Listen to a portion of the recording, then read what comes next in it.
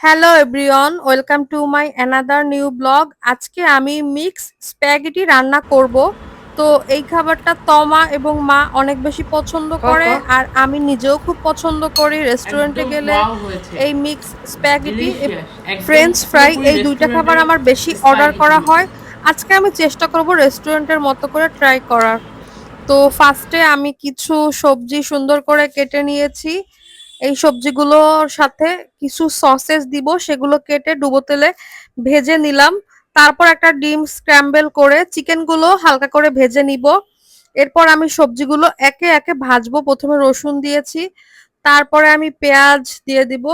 পেঁয়াজ রসুন দুটো ভাজা হওয়ার পরে বাকি যে গাজর থাকবে, সিম থাকবে, কাঁচা লঙ্কা সেগুলো দিব। একটু পরে আমি ক্যাপসিকামটা দিব। আর চাইনিজ রান্নার সবজি খুব বেশি ভাজতে হয় না। এরপর আমি গোলমরিচ দিয়ে দিলাম, তারপর আমি স্প্যাগেটি দিয়ে দিলাম। এরপর আমি ১ চিমটি সয়া সস দিব পরিমাণ মতো। তারপর আমি কিছুটা টমেটো সস দিচ্ছি, সেটাও পরিমাণ মতো। তারপর আমি সবকিছু দিয়ে সুন্দর করে মিক্স করে নিলাম। এবার আমি একটু স্বাদে ম্যাজিক দিয়ে নিলাম আরো বেশি স্পেশাল করার জন্য। এই তো আমার রান্নাটা একদম রেডি হয়ে গেল। খেতে কিন্তু অসাধারণ হয়েছিল।